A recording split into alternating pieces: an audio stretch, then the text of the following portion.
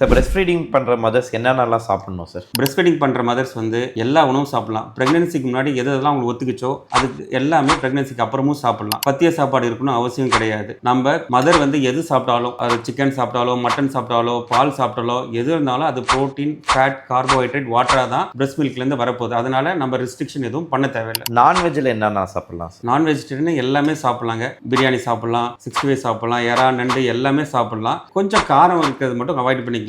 கடையில் விற்கிற ஐட்டங்கள் சாப்பிடக்கூடாது. இன்னொரு தனியாக ப்ரிசர்வ் ஃபுட்ஸ் மட்டும் அவாய்ட் பண்ணிக்கலாம். மற்றபடி எல்லா ஃப்ரூட்ஸ் சாப்பிடலாம், எல்லா வெஜிடபிள்ஸ் சாப்பிடலாம், எந்த குறையில. மெயினாக தண்ணி ஒரு நாளைக்கு 3 லிட்டர் கண்டிப்பாக குடிக்கணும். ஃபிஷ் வகையில் ஏதோ ஒரு ஃபிஷ் ஒரு நேம் சொல்கிறாங்களே சார், அந்த ஃபிஷ்ஷை சாப்பிட்டா நிறைய பால் உற்பத்தி ஆகும் அப்படி? கண்டிப்பாக என்ன சார்? அந்த சுறான்னு சொல்லுவாங்க, சுறா புட்டு சொல்லுவாங்க. அது கண்டிப்பாக சாப்பிட்டீங்கன்னா இந்த ப்ராக்டிக்கலாக நிறைய பேர் சொல்லியிருக்காங்க, சக்ஸஸ்ஃபுல்லாக இருக்கு. ஒரு நாளைக்கு எத்தனை தடவை மதர் ஃபீடிங் கொடுக்கணும் சார் பிறந்த குழந்தைங்களுக்கு? குழந்தை எவ்வளோ நேரம் அழுதோ, எப்பப்போ அழுதோ அப்பப்போ பால் கொடுக்கறது தான் பெஸ்ட். எவ்வளோ வருஷங்களுக்கு கண்டினியூஸாக கொடுக்கணும் சார்? அப் டு 2 இயர்ஸ் நாங்கள் ரெக்கமெண்ட் பண்ணுறது.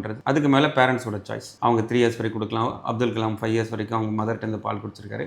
அது அவங்களோட சாய்ஸ். இது மாதிரி பிரஸ்ட் ஃபீடிங் மதர்ஸ்க்கு வேறு என்னென்ன சாப்பிடலாம், சாப்பிடக்கூடாத டவுட் இருந்துச்சுன்னா கமெண்ட் பண்ணுங்கள், நான் உங்களுக்கு ரிப்ளை பண்ணுறேன்.